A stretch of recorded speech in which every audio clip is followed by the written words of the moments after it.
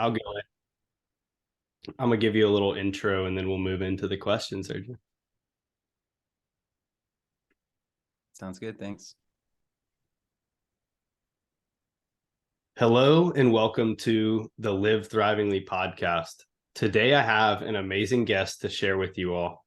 He is the pastor and founder of Agape Church for Soul, Mind, and Body.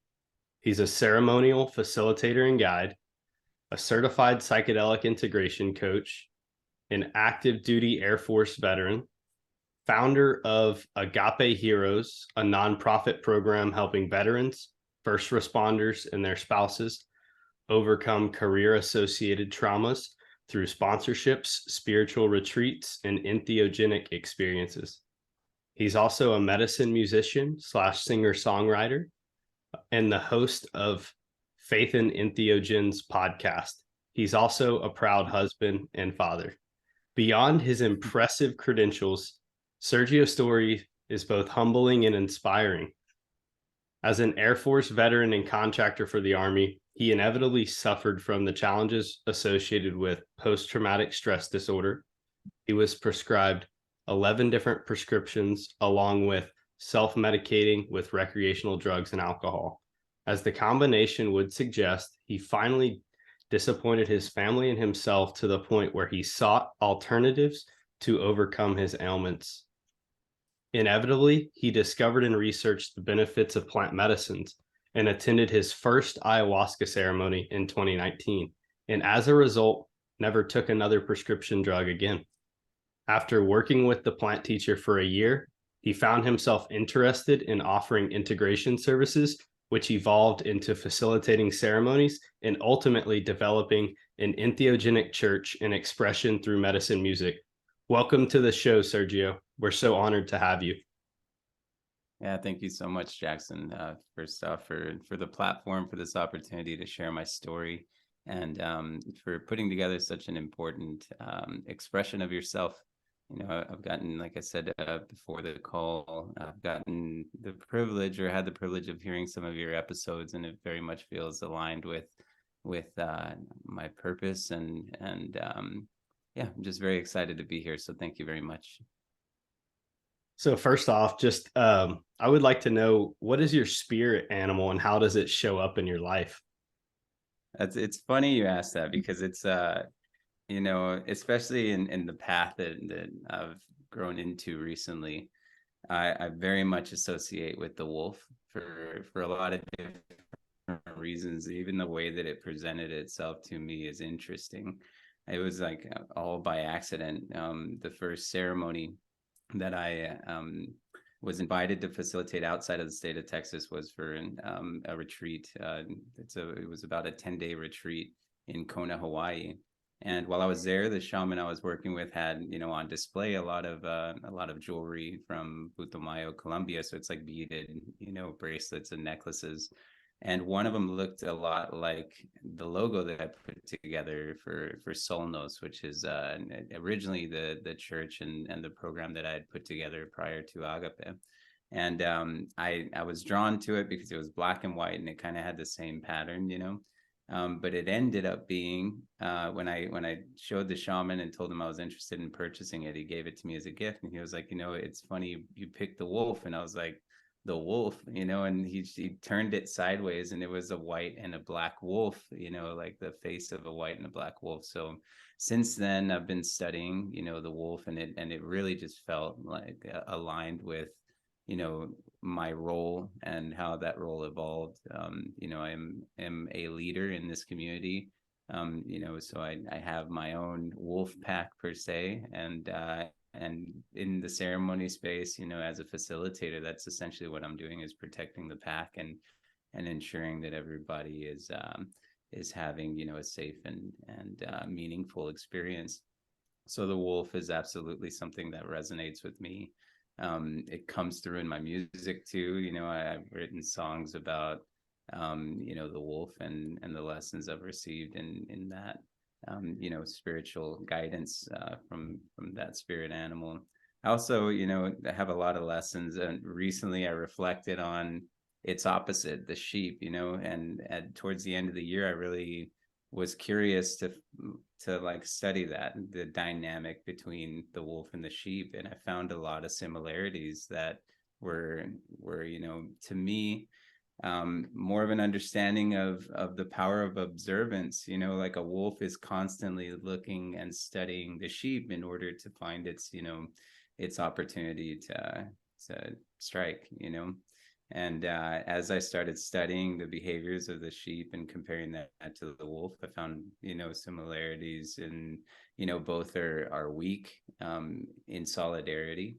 Like so exactly what the wolf takes advantage of in the sheep, it's also vulnerable to in its own state of solidarity, weakness. So it was a really interesting subject and study for me to sit down and really find my way through that dynamic in such a meaningful way. I wasn't expecting that. I was expecting to find lessons here and there, but the similarities for me was the most shocking value of that study. So yeah, and it's something that I spirit animals is something that I also offer in some of my coursework. So yeah, I feel very much in tune with nature in that sense, learning from nature, finding opportunities to study those behaviors and finding harmony and grace in the lessons that these humble creatures have to offer us.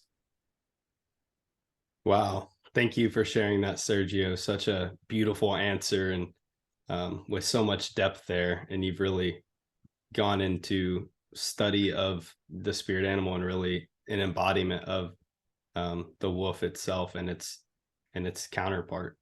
So wow, thank you so much for sharing that. So yeah, let's jump in, and I would love to hear some more about your life's journey up until this point. Wow. Yeah, this is always interesting, because the journey is the life, like it's very much the path that we're set out on in this experience. I grew up in South Texas in a small town called Fremont. It's my graduating class was 69 people, to put it in perspective, so everybody knew who I was, and I had a very established stature in that city. My parents were influential, and even my grandparents were involved in politics, and so everybody it was hard not like to get in trouble without everybody knowing, so it was very much always eyes on me. And even when I got in trouble, I was privileged enough to get it taken care of in a way that wasn't going to affect my future, but it was a double-edged sword for me in my personal experience, because having that privilege without necessarily earning it always for me was drawing out the need to go above and beyond, to overperform, to make a name for myself rather than just to be, my father's son or my mother's son, so that also, led me into impressing my friends and making poor decisions in that front, like drinking excessively. I never said no to, an experience with a recreational drug or alcohol. So it was kind of one of those things that, without me being aware of it, started taking control of my life, like popularity became a focus more so than my evolution, into being a better person. So I recognize that, thankfully, in my life, and I decided to reflect and figure out what I could do to recover, and that's inevitably what led me to join the Air Force. And even in joining the Air Force, I had nearly a perfect score on my ASVAB. So my opportunities in all four branches were all great. I would have had a good career choice in any of the four branches. But what drew me to the Air Force was the core values, service before self, excellence in all we do. And wait, hold on. I always talk about this, so it's funny that I'm forgetting about it. Service before self, excellence in all we do. And there's a third that'll come up later for me, I would imagine. But in either case, the core values are essentially, what were the final deciding factor for me to join the Air Force. And I did. I called the recruiter. It was funny story too, because the recruiter had never recruited anyone into the Air Force before me. It was his first day on the job, and he gets this phone call at 9 a.m. saying, "Hey, I have a near perfect ASVAB and I want to join the Air Force, so I'm driving to Kingsville." And I literally did. I drove to the recruiting office. He had no idea how to in-process me. He has on the phone with the supervisor, processing the paperwork over the phone. And I end up, signing up. And even there was this pause period that was afforded in I had already talked to a general friend of the family, and he told me that whatever I chose, make sure that it translated into a civilian career. So they were going to offer me things that were only, effectively successful careers within a military space. So he told me to do something along the lines of technology. And I took that advice. I'm happy I did too. So I ended up signing up for satellite wideband and telemetry. That's the career field that I entered into. And there was a 4-month waiting period before I could go to basic training for that career field specifically.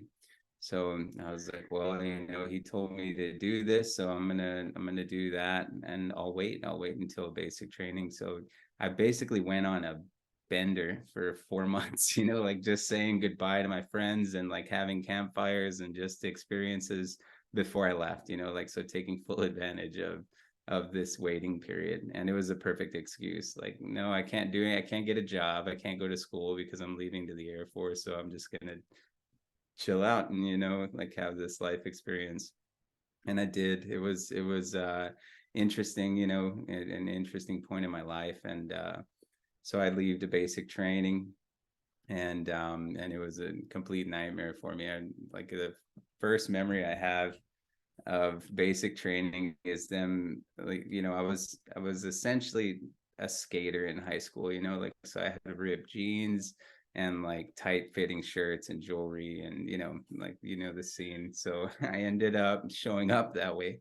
And as soon as I got off the bus, one of the TIs, the technical instructors, ripped off the right leg of my jean, because my pocket had a hole in it. He just grabbed the pocket and ripped it off. He was like, "You like holes in your jeans?" And so for the first 2 to 3 days, I was walking around with one pant leg, because they don't issue your uniforms immediately, so it was this incredibly humbling experience, and I'll never forget that, because it was you couldn't explain to anyone, because you also can't talk in this situation. So it was very much what are you doing, dude? Why did you show up in this way? And just a beautiful reflection looking back. It was incredibly embarrassing in the moment, but yeah, I'm happy that I had that immediate, humbling experience in my Air Force career. But so, I go through basic training and go through my technical schooling. One of the reasons I joined the Air Force was to travel, and I literally just went basic training's in San Antonio, and then my technical instruction was in Mississippi, and then my first duty station was in Florida, and then I got my next assignment in Georgia. So I just straight up the Gold Coast, into the East Coast, and never did any traveling outside of deployments, so it was just an interesting experience there too, getting to experience, for one, coming from a small town and everyone knowing you, to having absolutely no identity and having to prove yourself constantly. So it was a really important lesson in my life. And finding self-worth and value in that exercise is what I ultimately got from that experience. So I'm very grateful for that. But so I did really well in the Air Force. I had a good experience in the Air Force too. I had a good reputation. I was a hard worker, even in South Texas. I grew up on a ranch, so a lot of the labor associated with my career, setting up satellite dishes and terminals and radio antennas, things like that, where it came really easy for me. because I'd worked on, every time I got in trouble, my dad would make me clean the fence line of a 10-acre ranch, or even if I got in more trouble, we had 1,000 acres for me to work on. So it was like, I was always outside working with my hands, like so as a product of my behavior and my, like, my poor choices. So it ended up being, throughout my whole life, I feel like I've been conditioned for the next step, like no matter what, like, so, and so that's how it felt in the Air Force. Like I had those previous experiences and they were not pleasant in the moment, but they absolutely prepared me for what was next. So because of that, I started, on a really fast forwarded path in the Air Force. I was one of the first engineers for active duty. Like it was only for officers, an engineering position. And as a result of me getting a DUI, it brought a bunch of attention to me. And this, the DUI I'll get back to, but it brought a lot of attention to my profile because they were looking for reasons to hang me out to dry. And as they started reviewing my profile, they found out how I excelled, in my performance. So then they end up saying, you know what, we're not gonna punish you for this, but you're gonna work directly for the commander as an engineer, and we're gonna see how this works out. So, the DUI was a direct result of my post-traumatic stress disorder and in my deployment experiences. As a support engineer, I basically had to make sure that equipment would work when it would fail in the field. So a lot of our equipment was expeditiously used. So it was behind forward operating bases, combat areas is where a lot of our equipment was being utilized.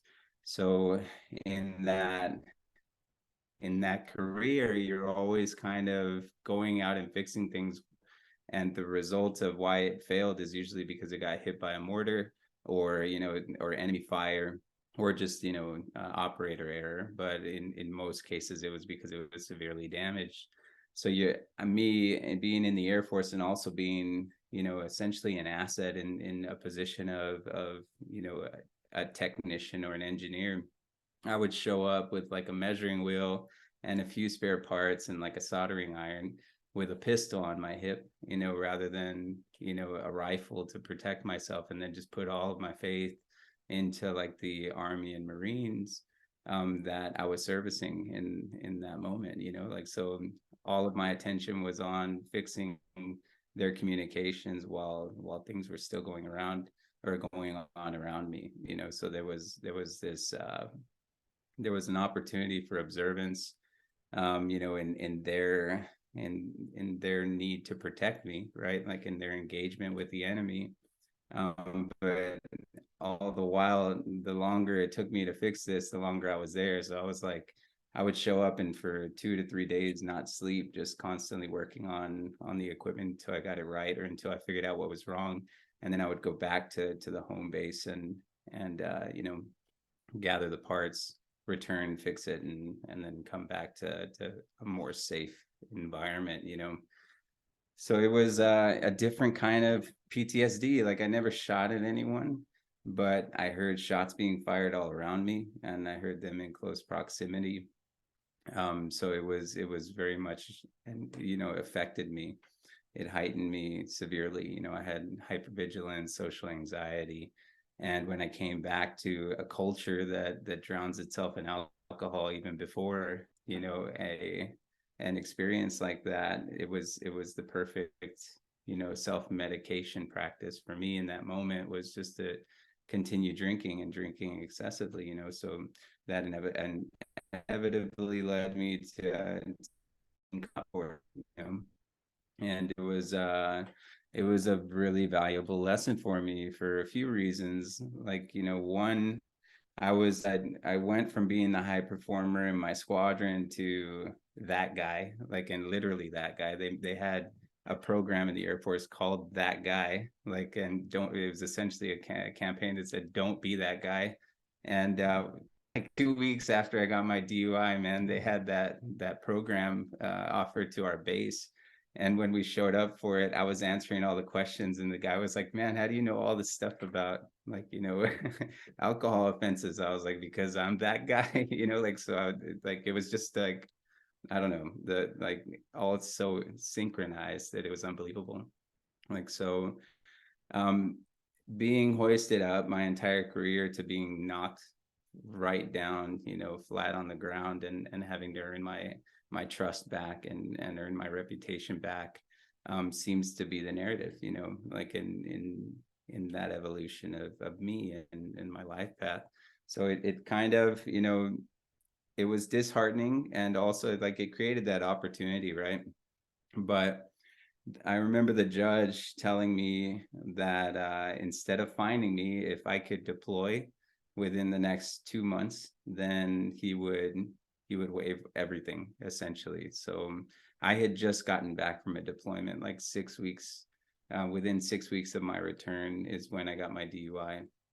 So he was essentially telling me the next opportunity for your unit, for you to deploy, you need to take, like, so that we can help you with this and your record. So I did, and I was in a unit, the 5th Combat Communications Group, that had 4 squadrons in it.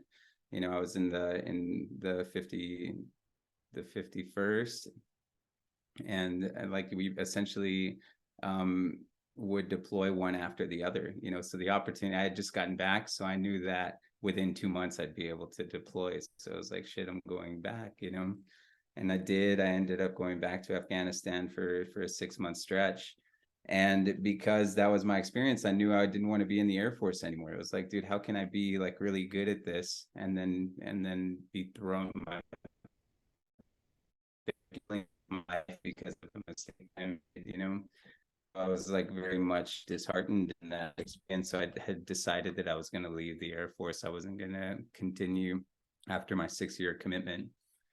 So at that point, I go out, I do the best job that I possibly can. I got attention from a civilian contracting company that was out there, and they said, "Hey, would you be interested in doing this for us? Like doing the exact same thing you're doing, except in the civilian aspect, and you would come out here, live out in Afghanistan for a year, and fulfill, the contract to the Army for this, series of terminals that they had sold the Army." And I accepted it. So again, I come back with just enough time to out process from the Air Force, and then I deploy immediately as a civilian, like into Afghanistan again, almost the same area, doing the exact same thing, except I could wear ripped jeans and whatever I wanted, so it was like the perfect situation for me. I thought, like those opportunities pay very well. So that's essentially why I made the decision. I knew that if I did that for 1 year, I'd have enough money saved up to be able to do whatever I wanted in my life, moving forward. It would give me a cushion, at least, to make my own decisions and figure out where I was going. It ended up being an even more like serving experience than I expected, because I went in the Air Force, you're able to at least carry the pistol, right? But as a civilian, you're non-combative. Like, so the only thing I can carry was a knife that was within 6 inches long, so it was like, dude, if I have to use this, it's over. Like, I'm basically just gonna hand it to them, like, so that they don't think that I'm a threat, like if it ever came to that. So it was another opportunity to just observe, and I didn't realize it then.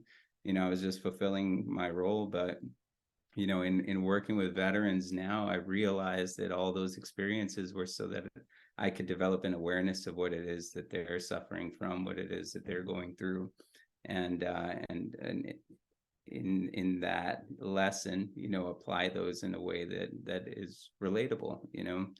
So it was a beautiful opportunity, but again, it added to my PTSD. I decided at the end of my contract not to renew it. I came home, and my parents owned an insurance agency, And I decided, again, coming back to getting in trouble, a lot of my punishment was also working in the office, filing and getting familiar with insurance. So it was like, okay, I'm gonna give this a shot and see if it's stable. So I took my state exam and I passed it, and was licensed in all lines for insurance. I did that for 7 years there in South Texas, all the while doing the same thing, drinking excessively. I had a family, I was married, and I had a son while I was in the Air Force, which is a lot of the reason I made the decisions I did of leaving. But that experience is essentially where I got to a point where, the VA prescribed me 11 different prescriptions, mood stabilizers, anti-anxiety medications, pain medications. There were injuries I sustained in Afghanistan, like a building fell on my head and caused compression injuries throughout the lower part of my back. So a lot of those things were associated to the VA's, answers of just shoving pills down my throat, and then offering me interesting therapy, like almost like the therapy almost seemed like they were trying to convince me that there was nothing wrong with me. Even that was a really interesting experience, because for about 5 years of believing that environment, I didn't accept that I had PTSD. I held on to the culture of I drink a lot because I can drink a lot, and it upsets you because you can't, like it was like a very hyper masculine response to a drinking problem, So in that experience, I kind of started losing my personality, to these medications, and I was grasping for it with more alcohol and more drug use, and that spiraled out of control to a point where I was unrecognizable, and essentially what happened for me, my rock bottom is not at all what people would imagine it to be. I just missed one of my son's award ceremonies, and that was enough for me to be like, dude, what is wrong with you? And it was the day that my wife was working.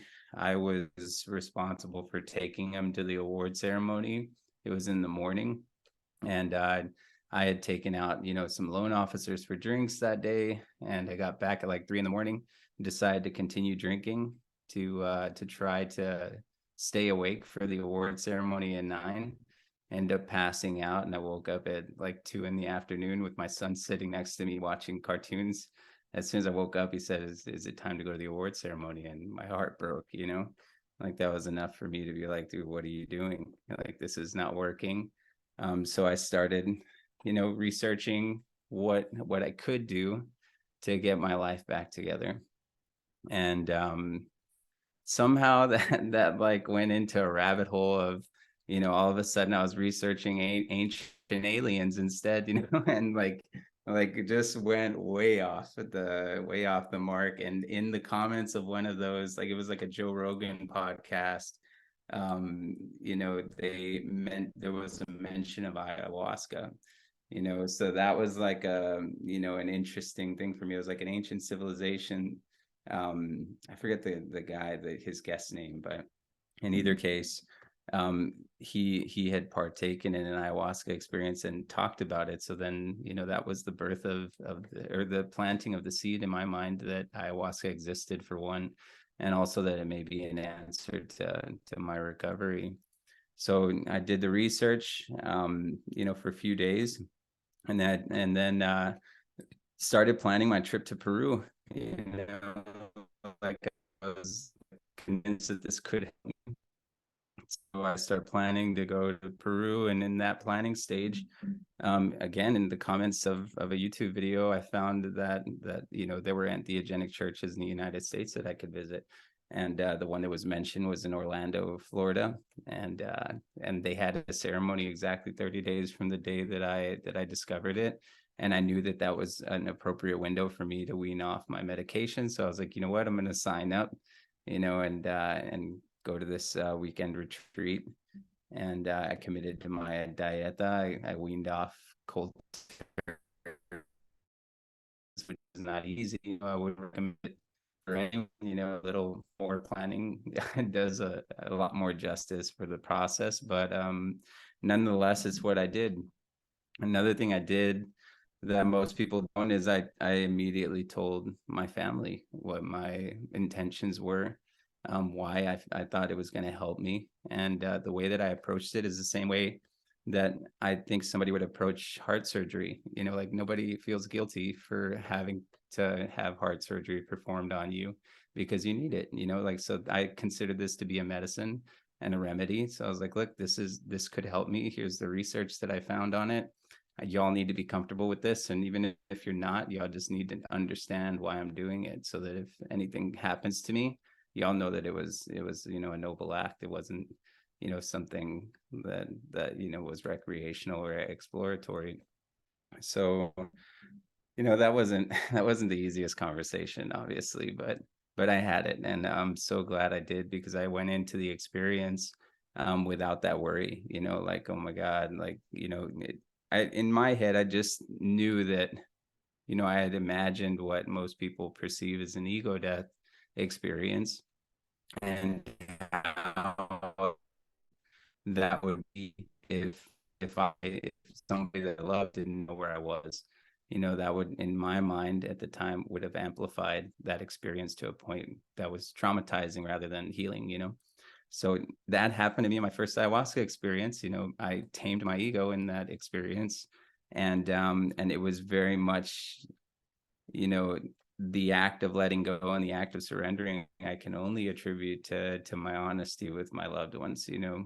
Like, because in that moment, I remember accepting, like, well, they're going to be really proud that you tried to save your own life in this experience. So if this is death, then I'm ready for it, because the story is going to carry on. He died on the operation table while receiving heart surgery, like, that's not something to it's not a shameful act. So I was, blessed in that experience. I ended up, going through the entire retreat weekend, and the prescription drug again. I met some really beautiful people there. They gave me an opportunity to volunteer, and while I was continuing my work with the medicine, and I took everybody's advice. Like, I felt amazing after my experience. But like, I wanted to dive head first, into the culture, into the experience, into the community. And instead, I took baby steps. I gave myself time to heal myself first before I even ever approached anybody with a shred of advice. Like, so I'm very happy that I took that approach in my healing path too. I honored myself first. Like, I did the work prior to ever even considering, offering my limited experience with such a powerful teacher to anyone else. So I ended up committing basically a year to going back like every other month, essentially, sitting with the medicine and working through, what I originally showed up to work on post-traumatic stress disorder, but in reality, what I came to terms with is everything that led me to the decision of gambling with my life for travel experience and like a college degree. Like everything I worked on was what brought me to sign my life away. Like childhood trauma, sexual abuse, all of those traumas associated with the before, not the after. So yeah, I'm just very grateful for that experience, and it evolved in ways that I never would have imagined. Like I was given the opportunity to volunteer. Then that became more focused, and I was volunteering with veteran groups, with Warrior Quest USA at the time, now their Wellness Retreat Alliance. They're the ones that gave me an opportunity to start integrating, and I loved that so much that I decided to commit to a 1-year certification program. So I entered into the Psych Soul method with Shri Gadasai, and that was a beautiful experience. That's where I met Otto. That's where I met Wendy. That's where I met a lot of the integrators that are now working with Agape, and went through my own integration for an entire year. Essentially, that's how she teaches the program, is you have to go through all the modalities yourself, and it's kind of like a toolbox. You reach for those tools whenever you need them, and you offer the tools whenever you see it appropriate for the job too. So towards the end of that program, I started like looking for other opportunities, because it was really hard for me to travel, from South Texas to Florida as frequently as I would have liked to. So the last ceremony, I went and I talked to Justin, and I was like, look, man, I love this, I really do, but I can't keep wasting so much time on travel. Like, I need to find something closer to home. And he was like, well, we have a sister community in Houston, you should reach out to them. And I was like, Justin, what gives, man? Like, you should have mentioned that months ago. I could have been saving tons of time. And so I got home super excited. He gave me Raquel's contact information. And I immediately like did the overachiever thing. I sent her my resume basically in a text message. Like, she probably never even read it all, because it was like literally, pages of how stellar I am at holding space, like, so then she responds immediately. She was like, hey, thanks, but we're full. Like, I was trying to volunteer for a ceremony that was coming up that weekend. I had just gotten back from ceremony, and he mentioned that they were having a ceremony that weekend. So I was like, this is a perfect opportunity. And she shot me down immediately. She was like, no, we're full, right?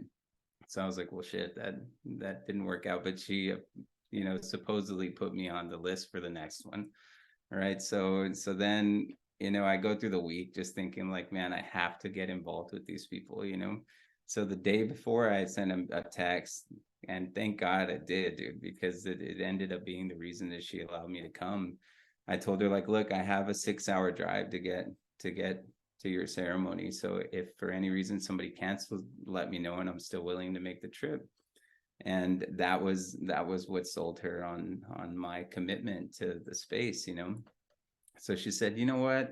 We just had a volunteer cancel. Like, so you're welcome to come if you're still willing to make the drive. And I was like, I'll see you in the morning, So I took off. I got here, and then as soon as I got here, I found out there was no volunteers at all.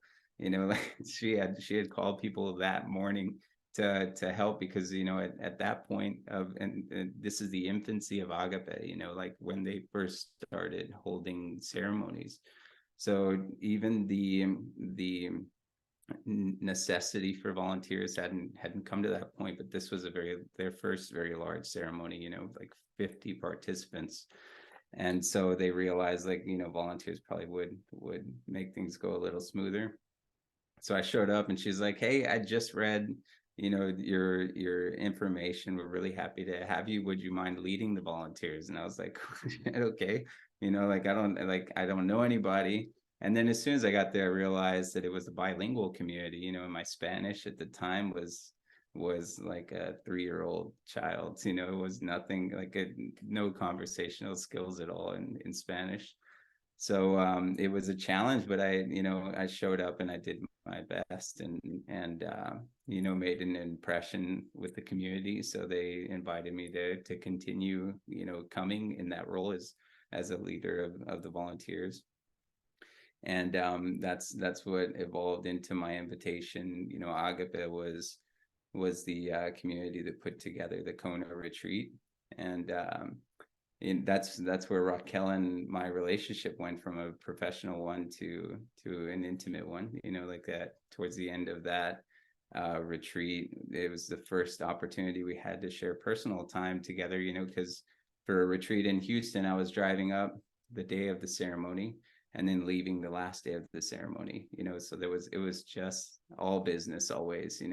Like, and we're both so passionate about what we do that neither of us was interested in each other at all in those moments. We were just very much interested in delivering the best experience for our participants that we possibly could. So it there's about 2.5 days towards the end of the retreat where we were all waiting for our flights.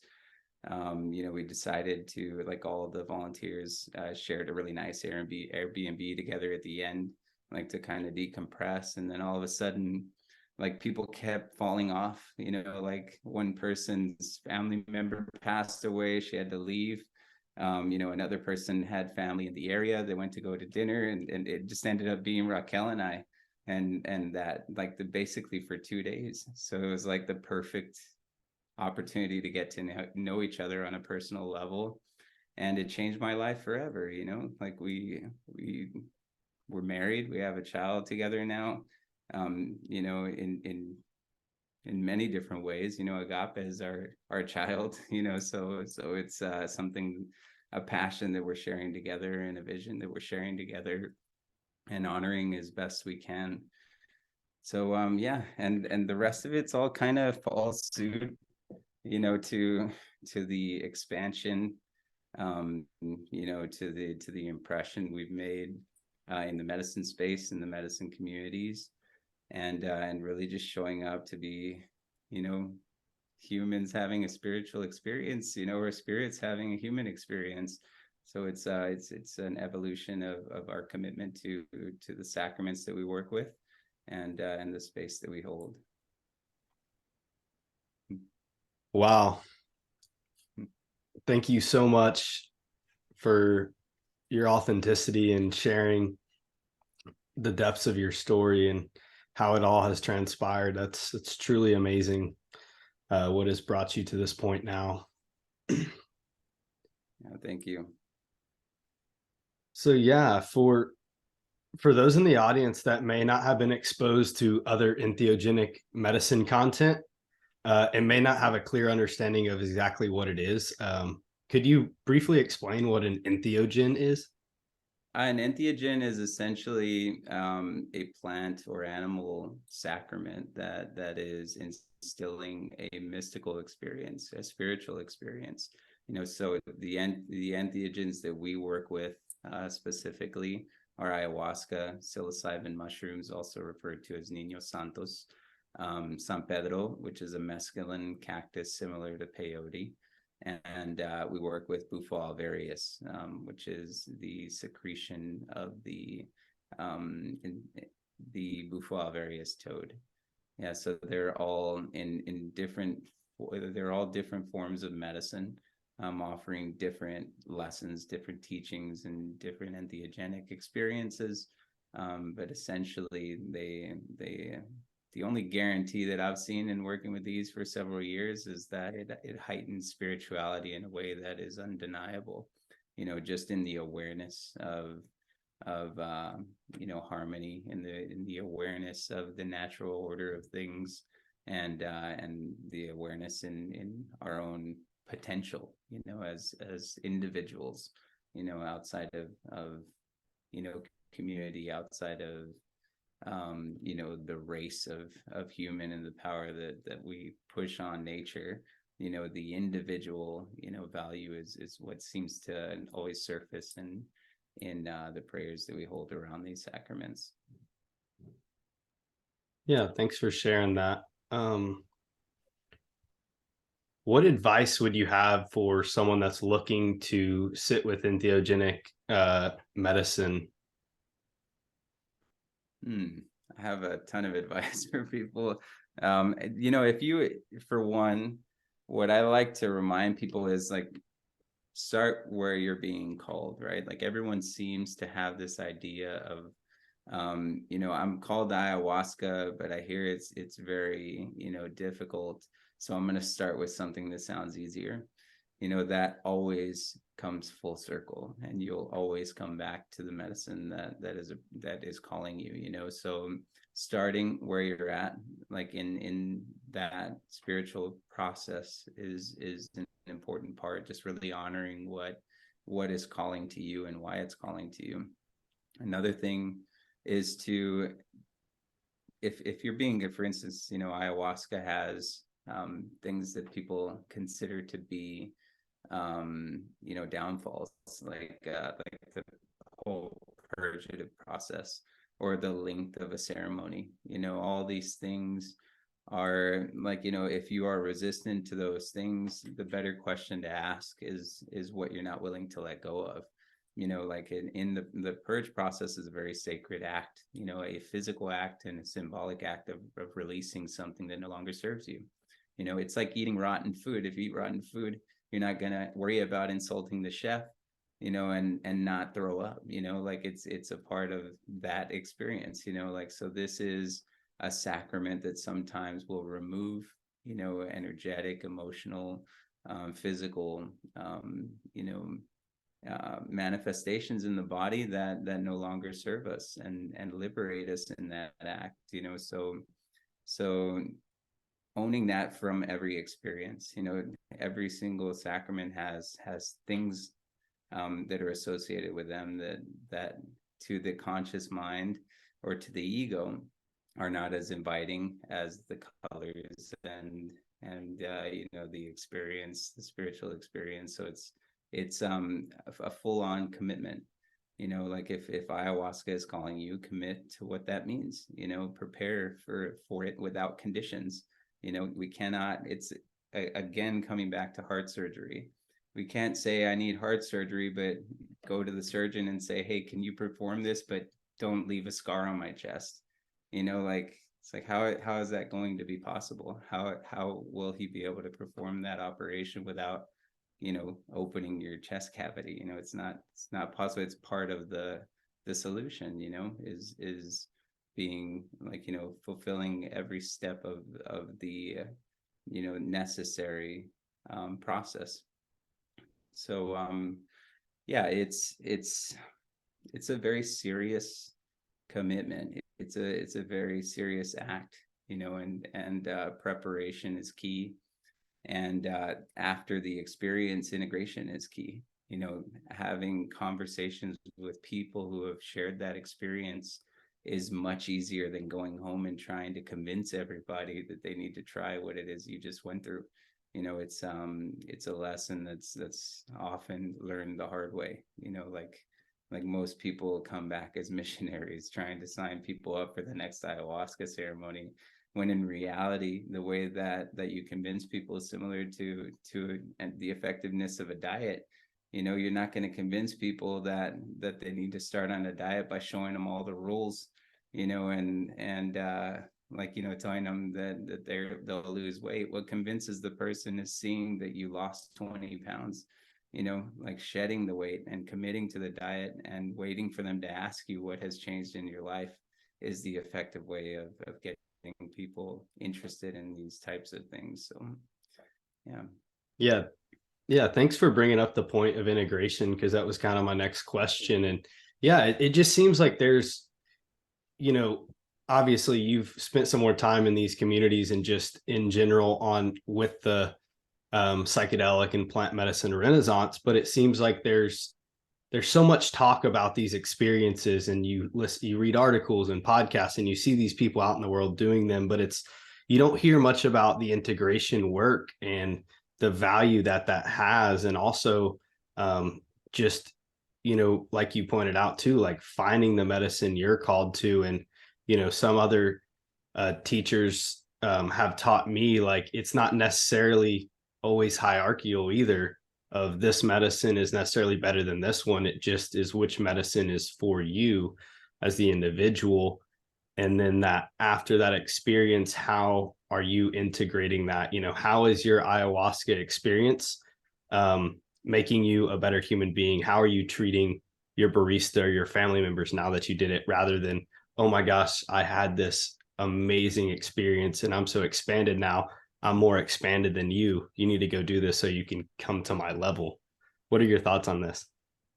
It's a conversation very recently we've been having a lot in reshaping our vision for 2023. Raquel and I, at the end of every year, look back on the year and try to make the best decisions possible for our community. We even have a committee that we bring these ideas to, and in search of solutions that may be outside of our scope, or even what our perspective is offering from our role.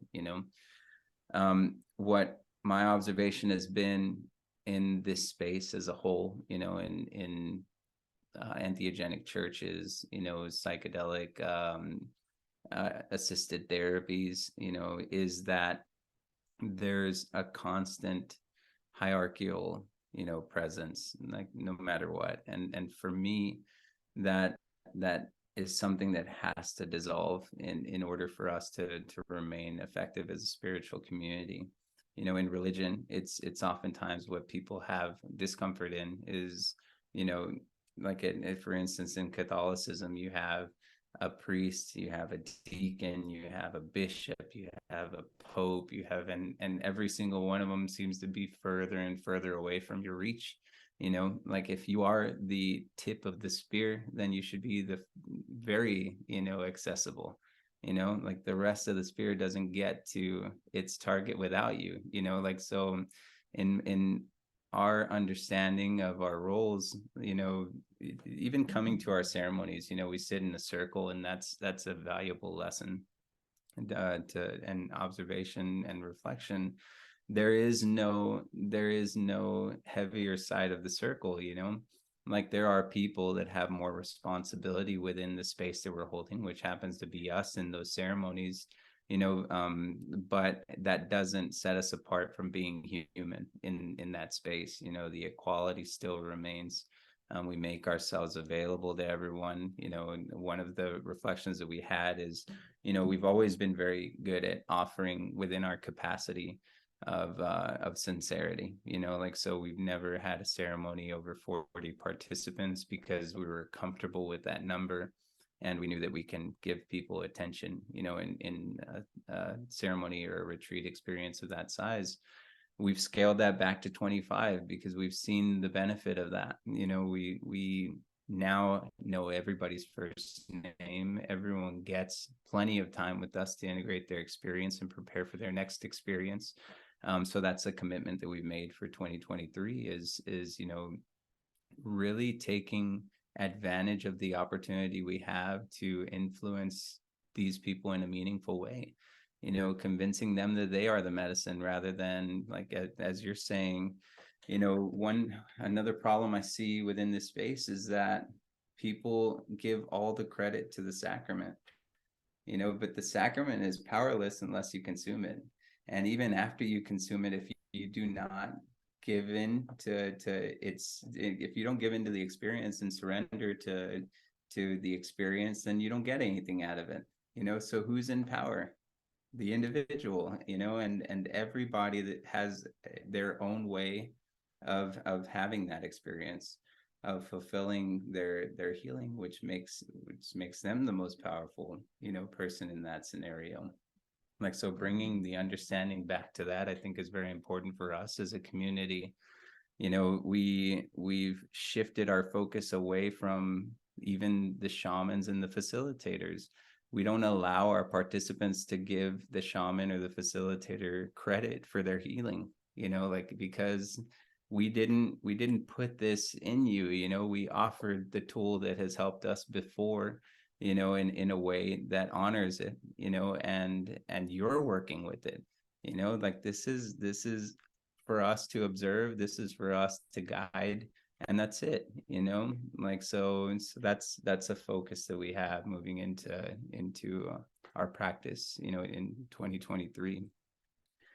Another thing is integration, man, is the big secret, because that is the individual doing the work.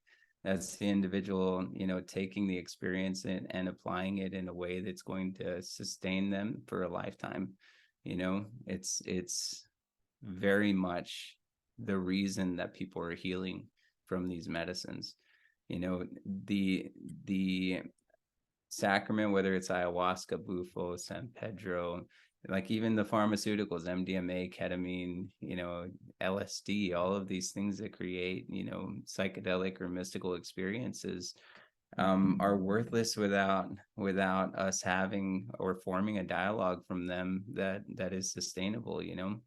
We don't want to create a dependency where people continually come to ceremony to drink ayahuasca, because then that means that they're not getting from the lessons, something that is sustainable. We want to see people show up for a retreat work for several months, on the lessons, if not years, on the lessons that they received in that experience, and come back when they know that they have something to work with, and with that sacramental experience or that ceremonial experience. That to me is much more effective. So, we're offering even ourselves this year. Last year we kind of gave the integration to professionals, to help us manage our time a little more effectively. So Otto, Wendy, Carlos, we have a lot of coaches that work with us, and that has been very effective. But we're also taking on clients again. And that's always been the case. If there was ever a severe case, Raquel and I would essentially work with that person until we felt that they were at a point where they can work with somebody else, which is rare. Like I feel do a good job of poising people to have these experiences beforehand, and create a opportunity for them to feel supported throughout their time as a member with us. So thankfully it hasn't been an issue, but we're ready to honestly, I miss it, man. Like, I miss working with people one-on-one. So it's part of the reason it's a passion of mine that we're reintroducing that as an opportunity for our members to work with us directly. And it's also comes back to that equalizer, like not poising ourselves up to fulfilling something that we're perfectly capable of. We do have time, and we do have the passion to fulfill this role. So why is it that we aren't offering it? So that we have a ton of reflections from the previous year. I'd say those are the most notable. Like I just really would encourage people to take this as serious as it actually is. This is a life altering and transformative experience. It can be perceived otherwise, like just because of the narrative that big pharma, that the government has put around these types of plant and animal teachers, that can influence people to expect something other than what it really is. So yeah. Awesome. Thank you so much for sharing that. And yeah, I'm very much aligned with your perspective and what y'all are doing at Agape, and I'm so happy to be a part of y'all's community and continue to share a similar message along with Live Thrivingly. Just returning from my YTT, my yoga teacher training down in Costa Rica, like my teacher really continued to illuminate to us that, as the yoga teacher or as the ceremonial facilitator, like you're not better than your student, and you're not necessarily healing them. They're coming to you because you have the ability to hold space so that they can find the medicine within themselves. And coming around to this observation has been so empowering for my own journey as well.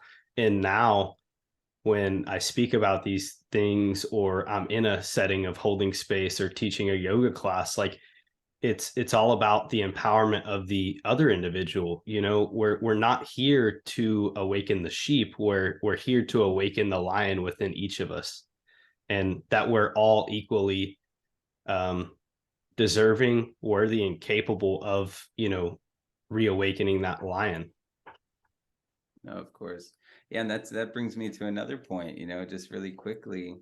There seems to be a focus on ascension, and there seems to be a focus on spiritual awakening, in a misconceived way. Like the way that I understand that to be is arriving at your best self, having a fulfilling human experience.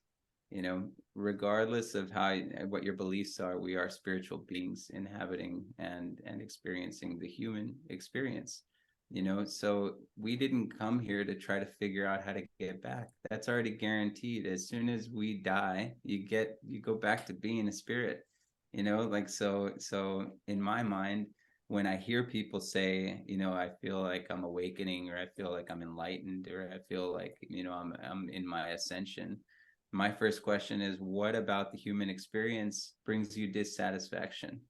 And let's take a look at that. Why is it that you think that this is not enough? Because when you were a spirit and you decided to come into the human experience, you thought that the human experience was better than the spiritual experience. They're like being a spirit, right? Like, so it is very much an opportunity in my mind when I hear people say that they're at that place in their life to recognize where they actually are. It's like you're in avoidance, you're in disassociation, and you have the perfect opportunity to dive deeper into this, so that you can enjoy the time that you've been given. This is a gift, man. And it's, 1 out of a trillion chance, in the act of creation for you to have this experience. Like, so it's very much something to value and to come to terms with in a way that's going to bring you joy and fulfillment and happiness. Yeah, amazing. Thank you so much for sharing that point. I truly align with that as well. Yeah, it's very important that we can invite this perspective into ourselves and into the communities and the spaces we share with others, because I think it's very important in this time. So yeah, to cap the show off, Sergio, I like to ask, when you hear the words "live thrivingly," what comes to your mind? For me, it's, when I think of thriving, I think of nature. I think of harmony, I think of balance, and